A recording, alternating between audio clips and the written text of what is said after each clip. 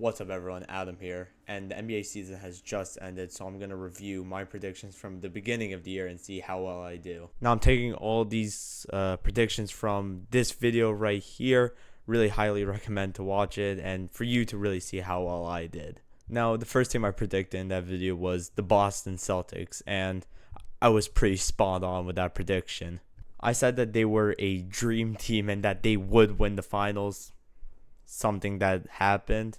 So yeah, I would say I was pretty right with that prediction. Now, the second team I talked about was the Brooklyn Nets, and again, I was pretty spot on with this. I said that they were in a rebuilding phase and that they're going to try to work around Mikal Bridges, two things that they did, and they're going to end up being a lottery pick team, something that has happened now. For the next one, I talked about the Knicks, and mainly I was talking about how the Knicks really need to hope that RJ Barrett turns into a star player. They didn't really have him for the entire season, and that Randall really needs to clutch up in the playoffs, something they didn't do. Now, for the 76ers, I explained how the 76ers really need to prove to Joel Embiid that they're a good team and not a second round exit, something they very much failed on, as they couldn't even get through round one to the Knicks. But it's known that this offseason they're really trying to make a lot of big moves to help Joel Embiid.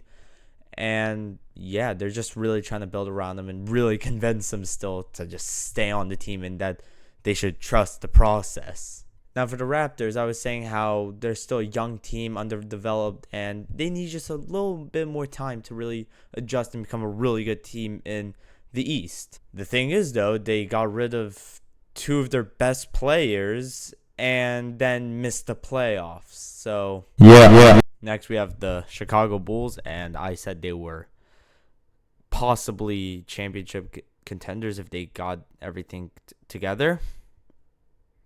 That didn't go according to plan. Now, next, we had the Cleveland Cavaliers, and I said they will make it pretty far in the playoffs and they could be contenders.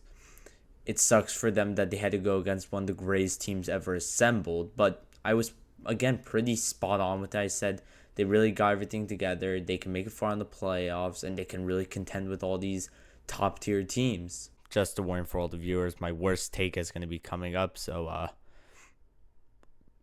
be prepared. Now, in that video, I said the Detroit Pistons were going to do better than they have been doing for the last couple of years. I was way too wrong on that. They've done worse, and they've had one of the worst seasons in NBA history. So that take did not really go in my favor. Now, for Indiana, I was pretty wrong as well, as I said they were going to be like 16th or 15th in the league, even though they actually proved me wrong and they made it to the Eastern Conference Finals. Even though a little bit of them were fluky, but that's for a different time. Now, for Milwaukee, that was one of, if not my most spot-on prediction, because I said they're a good team, but they're way too overhyped after the Damian Lillard trade. I said they were too overhyped, and they're not going to be as good as everyone's saying they are. And they got out in the first round, so I was pretty spot on with that one. Now, for Atlanta, I was pretty spot on with this one. I said they were going to barely make the play-in, and that Trae Young and DeJounte Murray aren't even that good of a duo, as they both need balls in their hands. Pause. What do you mean by that? In order to be productive. Now, for Charlotte, I basically said they need to get their class act together in order to be productive. They didn't do that well about that, but like really they have a great future because LaMelo was out for most of the season, and we really saw Brandon Miller shine into the star that a lot of people knew he was going to become. So I'm very excited to see how they'll do when LaMelo is healthy. Now, for the Heat, I basically said that it really hurts them that they couldn't get Dame, but they're going to do the same as last year most likely because they still do have Jimmy Butler. And for the regular season, they did. They were 8th seed in both seasons, but the playoffs, Jimmy Butler didn't show up, literally and metaphorically speaking.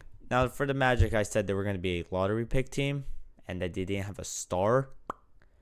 Both points were proven wrong as they made the playoffs, and Paolo Banchero looks like a demigod.